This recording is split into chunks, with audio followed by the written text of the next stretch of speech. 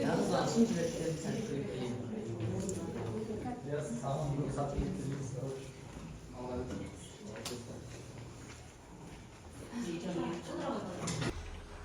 Өткен сабағымызда үйге тапсырма ретінде өлең жазып келді деген болатынбыз. Енді әрине сіздер 100% өлеңді жазып кел деп жазады деп ойда емеспін, бірақ кім жазып келді, сол оқушылар тақтаға шықса болады.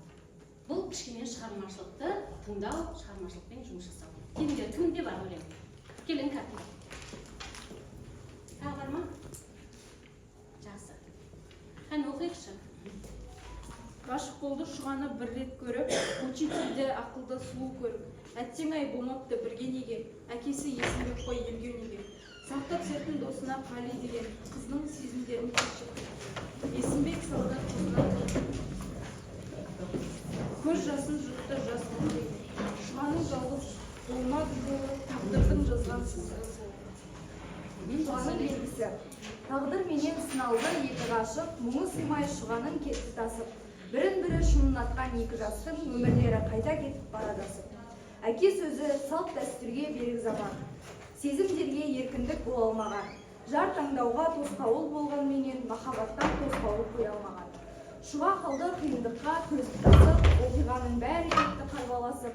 Қатып қалған салт дәстүрге шыдай алмай, махаббаттан зардап шекті қанша ғашық.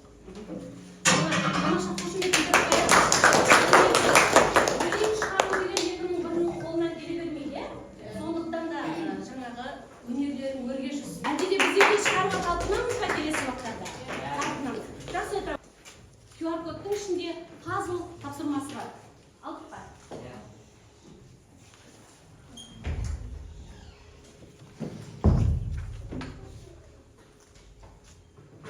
Енді сол жерде пазлды құрастырайық.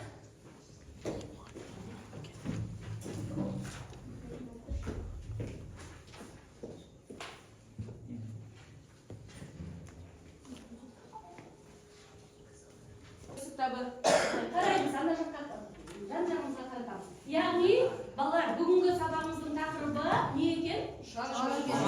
Бейімбет Майлиннің Шұғаның белгісі шығармасын одан әрі пысықтаймыз. Бүгін соңғы сабақ балалар. Енді анадағы ұрпақтар сабақтастығы көрінісін заманауи тұрғыда салыстырып, жаңашылдығына баға береміз. Яғни, біз қазіргі заманмен салыстырып не істейміз? Өміршеңдігін ажыратамыз, өміршеңдігін көреміз, өмірмен байланыстырамыз балалар. Ендеше, балалар, бүгінгі сабағымыздың бағалауымен таныса кетейік. Не көріп тұрмыз? Неліктен жүрекше деп ойлайсыздар? Махаббатқа байланысты. Иә, дұрыс айтасың. Махаббат қандай? Тек қана жүрек жақсы махаббат ма? Иә. Шын жүректен шығады, дұрыс айтасың. Махаббат тамаша, тамаша, керемет, иә?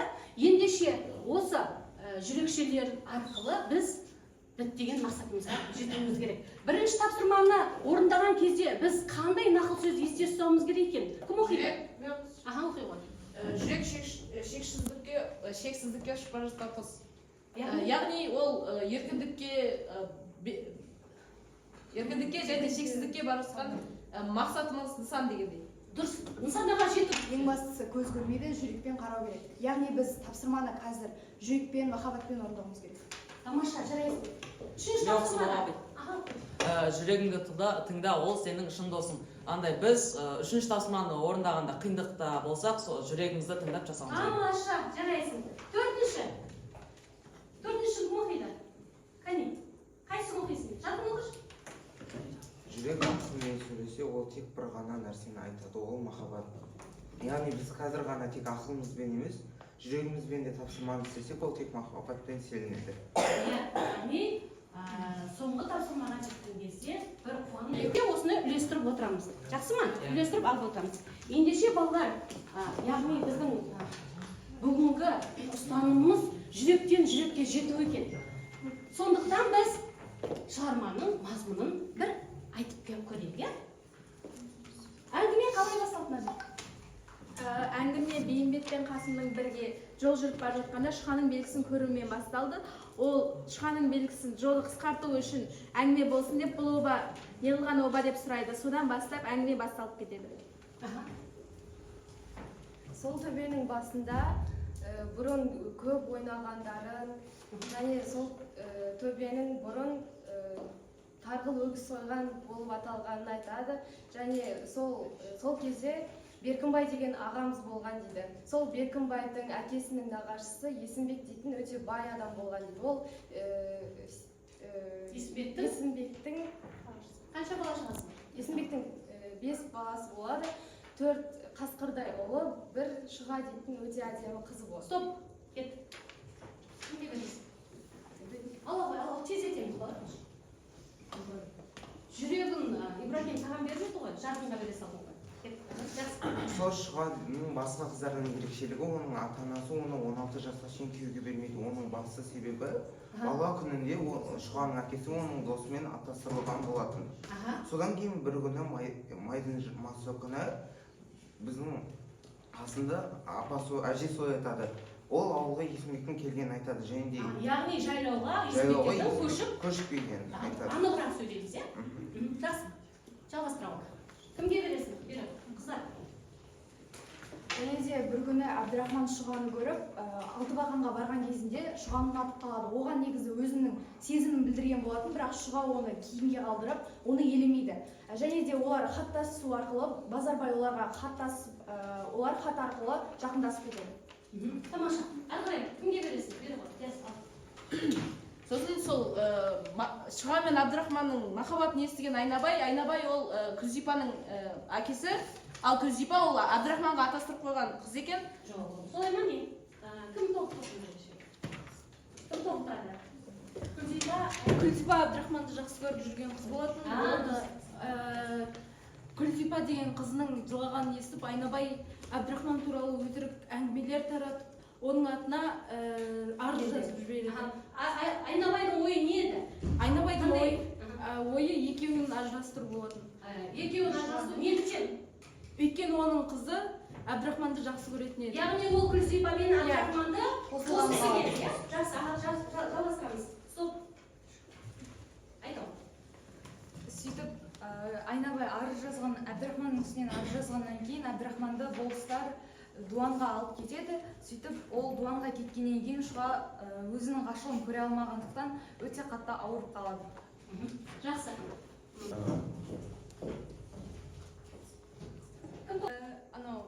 Болыс алып кеткен Әбдірахманды қайтарады. Қайтадан қызына қоспақшы болады, иә? Әбдірахманды алып кеткен соң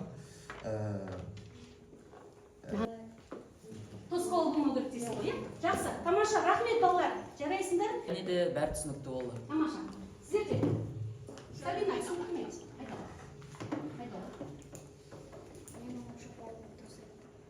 Тамаша. Келесі екінші тапсырмада қосылатын болды, иә? Жақсы, келесі сіздер не ойлайсыздар? Бұл жерде біз шығарманың мазмұнын толық түсіндік. Және де сюжеттік желісімен жақсы әңгімелендік. Тамаша, жарайсыңдар. Балалар, расымен де барлықтарыңызға түсінікті болған сияқты, бірен-саран арасында қобалжығаннан кейін ішке шатасып жатқанымыз бар, иә? Ендеше бағалап қояқ балалар өзімізді. Кеттік спикер. Үзінділер сөйлейді. Мен сендерге үзінді алдыларына, мына жаққа салып қойдым. Қараңдар, осы үзіндіні біреу кішкене масқараны шығарып кетіңізші.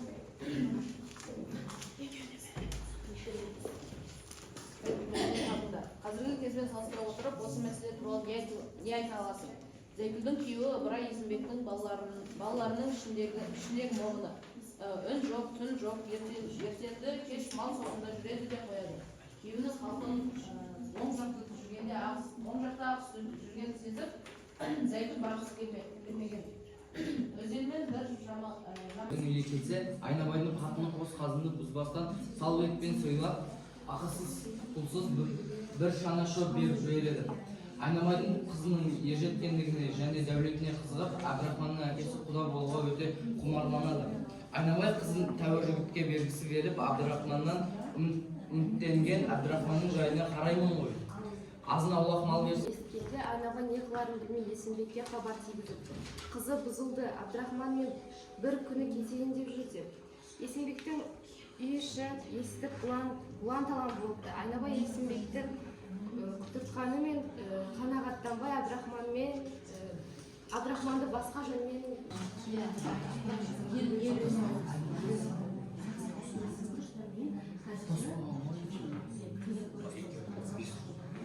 әкелері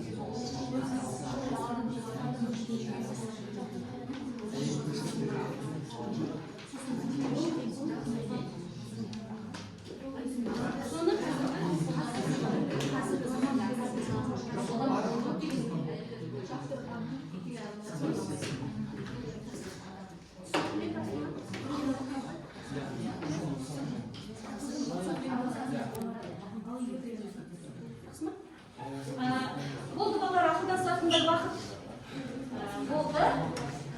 Аяқтаймыз, иә? Кім дайын, как болды дайын? Қай көрсетейікші? Дайынбыз ба? Иә. Бастайық. Иә, айталық. Жалғастырамыз, иә? Бізде бұл жақта сөйтіп Зәйтүн Сейіт деген жігітпен танысып, оның Ыбырайдың артында көп шөп салып жүреді. Сосын ол бір күні екеуі қашып кеткісі келеді, сосын қашып кеткісі келеді, бірақ ел біліп қояды. Мына жерде оң жақта отырған Зайгүл дегенді қалай түсінесіңдер? Ыбырайдың көзіне шөп салып жүр. Қалай түсінеміз ба? Балалар, оң жақта отырған қыз деген әлі ол тұрмысқа шықпаған қыз. Бірақ ол әлі не қылды? Қазіргі заманда 20 жасында Иә. ондай қыз алып қашу деген дұрыс емес. Аха, дұрыс емес деп ойлайсың, иә? Оны көргендерің бар ма? Айта ғой. Қазіргі уақытта қыз алып қашу болады, бірақ қызжын келісіммен қашып алуға болады. Алып қашуға Болады. Келсеңіз бе? Жақсы, тамаша. Енді келесі топтастарын тыңдайық. Қандай мәселе көтерілді? Тыңдайық, қой, Нұрай. Бұл жерде атастыру және Иә, жақсы. Солай ма? Әлеуметтік теңсіздік? Яғни баймен? бай мен кедейдің теңсіздігі бұл жерде. Бай оңайда ол кедей болып Иә. Абдрахманның бетін бері қарай қарату үшін Айнабай не істейді? Оның әкесіне көмектеседі. Жақсы. Енді бүгінгі заман көрінісімен алдайықшы. Бүгінгі кезде бай мен кедей теңсіздігі туралы айтпай бар ма? Қалай ойлайсыздар? жоқ. Көбінесе байлар кедейлерді жақтыртпауы мүмкін. Кейбір отбасыларда кедей деген сияқты төмендетіп өздерінен сұңқыла түскісі келмейді. Сол үшін балаларына қарсы шығып, махаббаттарына қосылуға Жақсы. Қазірде Анда ең бастысы байлық ол тек қана ақшамен есептелмейді. Және де көптеген байлықтың көп түрі болады. Және де егер де бай мен кедейді мен түсіндіруде көп емес қазіргі тағамда оған қатты қарамайды. Жақсы. Яғни бұрынғы жаңа қараңғылыққа қарағанда қазір елдің көзі ашық, көкірегі ояу деген ойдасыңдар ғой. Тамаша, жақсы, келесі бет. Абдрахманға өтірікпен бала жауып, оған ар жазып жіберген туралы айтылады. Аха, тағы да Яғни бұл жерде не туралы айтады? Шұға мен Абдрахманның махаббатына қарсы Айнабайдың қиянат жасау туралы айтылған. Яғни мәселе қандай көтерілген? егер де бұл жерде көтерілген мәселе осы махаббатқа қиянат жасау, біреуге жала жабу. Бұл жерде қазіргі заманмен салыстыратын болсақ, онда қазіргі заманда да осындай ештеңеге қатысы жоқ адамды да түрмеге жауып жатыр. Бұл жерде Айнабай Абдрахманға жала жауып, оны түрмеге жабады. Иә, қазіргі заман көрінісімен сипаттайықшы. Қазіргі заманда қалай сол? Осы үдеріс жүріп жатыр ма? Менің ойымша қазіргі заманда да осындай үдеріс жүріп жатыр деп ойлаймын. Жалпы 100% жүріп жатыр деп ойлайсың ба? Жақсы, жалғастырайық. Қалай ойлайсың сен? Қазіргі заманмен салыстырып, қазір осындай қиянат жасаушылар бар ма? Иә, бар. Себебі қазіргі заманда әділсіздік бар. орын алып отыр, иә? сіз андай адамдардан жер тартып алу және де Дұрыс. ақша алатын адамдардың андай ақшасын алып алу. Иә, көбею Көбею, дейсің, параны көбею. қиянат жасау дейсің ғой, иә? Балалардың іс-әрекеттерін өте қолдайды және қазіргі заман мен бұрынғы заманды салыстырғанда екеуінің аралары өте Яғни қиянат жоқ дейсіңдер ғой, қазір қиянат жоқ. иә? Екі жастың, жаңа керемет екі жас қосылайын деп жүр. Сол біреулер кей кезде болмай қалып жатады ғой. Ол қиянат емес, қиянаттың белгісі емес па? Оны өздеріне де байланыстыруы мүмкін, бірақ ата-аналарды бұл жерде кінәламесе болады. Тамаша, жақсы. Балалар, ендеше қазір бағалап қояйық, иә? Қазір не істейміз? Дескриптор бойынша бағалайық. Ойымша екі топта өте керемет тақырыпты аша алды. Сонымен қатар осы мәселені нақты айта алды. Және де бүгінгі күнмен салыстыра алды. Қай топтың несі саған өтімдірек болды? Шығармадағы әлеуметтік мәселені тауып, сол бүгінгі қоғамдағы көріністі ашып, бәрін Түсінікті айтты болды. Қай топтікі ұнады саған? Не мәселе, қандай мәселе көтерілді? бірінші топтық. Иә, қандай мәселе еді? Қиянат, иә? Жақсы. Үшінші топ. Билал айтсыншы, Билал. Маған да екі топтың айтқан мәселелері ұнады. Олар өз мәселелерін ашық айтып, бірақ бірінші топ маған өте ұнады. Бірінші топтың айтқаны. Қонымды болды, иә? Жақсы балалар. Ендеше бұған барлығымыз жаппай қатысып істеуге болады. Билал да қатысып жатыр, Абдуали де қатысып жатыр. Сабина енді кішкене төмендеу болып тұр, иә? Көтергенбіз, иә, Сабина? Сабинаның кішкене көңіл-күй болмады. Болмай қалды, кішкене айып етпеңіздер. Қазір жетіп аламыз артынан барлығын, иә? Сондықтан бағалап қояйық спикерді. Бірақ барлығы Әбдірахманмен шұға болып кетпесін. Айнабай бар, Күлсейба бар. Кім бар тағы? Есімбек бар.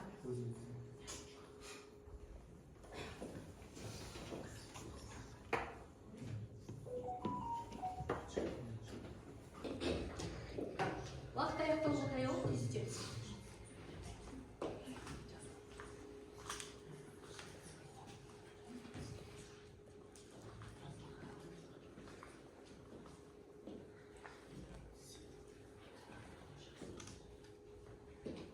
Балалар, Оның тағдыры өте өкінішті екен. сақсақ әдемі. Неткен тасбауыр тағдырың, мен сені аялап өсірдім, барымды бердім. Бірақ сен менің айтқанымды тыңдамадың. Тектілігіңе, ата-бабаңның абыройына дақ түсірмейін деп едім, бірақ сен жүрегіңнің соңынан ердің. Жақсы, тамаша. Жарайды, бар ма тағы? Билал, бар ма? Сен жазғаның ғой, иә? Өмір деген қызық қой, бір күлесің, бір жылайсың. Мен де арманға сені махаббатты күттім, бірақ тағы да өз жолымен жетеледі. Қазір ойласам бәрі өткінші екен. Бақыт деген қолға сыймайтын сағым сияқты. Бірақ мен әлсіз емеспін, тағдыры. Жарайды, бір жерден алып алған жоқсың ба? Жарайды, өз жаз. Шығам, қайтейін тағдырымды жазған осы болды. Сенің бақытсыздығың, менде бақытсыздығым. Бай баласынан бармадым деп мен саған қатты сөйлеп едім. Бірақ сені шын сүйгенім бақтығұл екенін кеш түсіндім. Жарайды, рахмет. Кімде бар? Мен оны үшін сүйдім ғой. Көзімнің қарашығында жүрегімнің ең асыл түкпірінде ешкімнің атағы жоқ болғандықтан бар. Адамның жүрегі мал-мүлікпен өлшене ме екен? Шұға, сенің күлкің, сенің мөлдір жанарың кім сезбейді? Мен бақытты болу үшін жаратылдым ба? Жаратылмадым ба? Әбдірахман екеуміздің махаббатымыз неге осыншалық қиындыққа ұшырады? Мен оны шын сүйдім, ол да мені. Бірақ ата-анамның қарсылығы, қатып қалған салт-дәстүр, тағдырдың әділетсіздігі бізді екіге айырды. Әбдірахмансыз өмірдің не мәні бар? Оның қасында болмауы жүрегімді ауыртады. Жазылып керегіне, бәрібір мен бақытты болмаймын. Осы кезде жанымның шын азапқа түскенін кім түсінеді? Тамаша, жарайсыңдар. Болды, балалар, барлықтарыңыз бағалайық арамызда, иә? Бер, жүрекшілерін беріп отыр.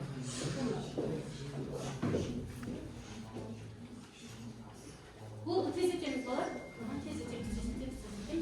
Тездетеміз. Келесі тапсырма. Балалар, келесі тапсырмаға аяқпен сай сипаттаймыз. Ұрсып, таласып, жұлысудың қажеті жоқ.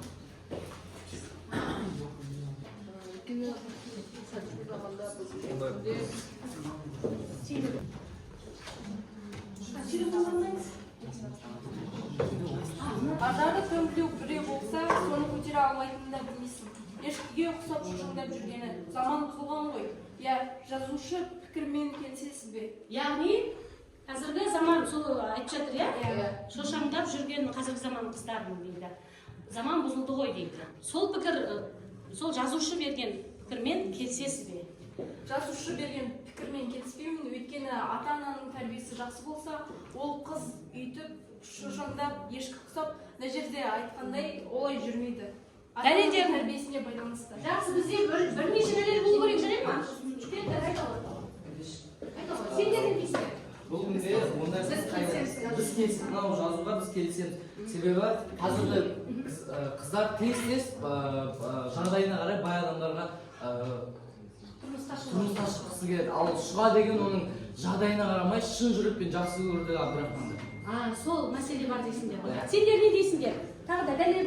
Салт дәстүр бұрынғы кезде осы Шұғаның заманында салт дәстүрге қатты берік болған адамдар болған, қатып қалған салт дәстүрге назар аударған болатын. Ал қазіргі таңда заң бар және 21-ші ғасыр болғаннан кейін біз дамыған мемлекет болғаннан кейін салт дәстүрге олай қатты көңіл бөлмейді.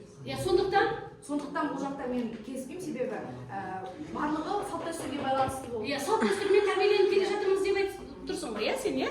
Жақсы, сендердің дәлелдерің қандай? Салт дәстүрмен тәрбиеленіп келе жатқанымызбен осы кезде уақыт өткеле беріп салт дәстүрлер біраз бұрмалана бастады. Мысалы қыз алып қашу бұрында екі жақтың келісімімен болса, қазір ондай болмайды. Сонымен қатар қазіргі қыздар көбінесе үйде отырғысы келмейді. Бұрынғы қыздар ұстамды үйде отырып, әкесінің айтқанын тыңдап, күйеуінің айтқанын тыңдап отырса, қазіргі қыздар өздері жұмыс істеп, өздерінің ақшасын өздері тапқысы келеді. Яғни жазушы пікірмен келісеміз. Өйткені бұрынғы заманда келісім, ата-аналар келісім бермеген кезде алып қашатын. Бермеген кезде алып қашатын. Айтамын. Мысалға қазіргі заманда заман өзгерді, салт дәстүр де өзгерді ғой Назерке. Қазір алып қашу салтымыз қазір бізде қарсы шығады. Мысалға бір қызды алып қашып кетсе, ол сол адамға, алып қашып кеткен адамға арыз жазылады. Сонда бұрынғы алып қашқан кезде жағдайлары жетпейтін үйленуге, сосын келісімін бермейтін аталар содан кейін алып қашатын. Қазір заман өзгерген, сол себепті біз автордың айтқанына келісеміз сол. Жақсы, өз тұжырымыңызда қаламыз сіздер. Балалар, әрбір жолынан Бейімбет Майлиннің өте шығармашыл, талантты жазушы екенін көре отырып, және жаңағы осы заман тұрғысында қазір болып жатқан оқиға сияқты сезініп отырмыз. Сондықтан балалар, қазір тағы да өзімізді бағалап қояр, иә? Балалар, не істейсіңдер? Тағы да хат жазасыңдар. Жақсы ма? Шұғаға жазасыңдар ма? Абдрахманға жазасыңдар ма? Өз ойларыңды хат арқылы білдіресіздер. Жақсы ма? Бұлай дейді ғой, әлеуметтік желіге жазамыз. Хэштег дей ма? Солай етіп хат жазып береміз. 3 бұл хат деп аталады бұл. Жақсы ма? Иә, Айғаның бүгінгі сабақ түсінікті керемет өтті. Сабақта көптеген тапсырмалар талқыладық. Сабаққа рахмет. Біз Шұғаның белгісін толықтай қамтыдық депті Әмірхан. Жарайсыңдар балалар. Аяулым ұнады, түсінікті маған дейді.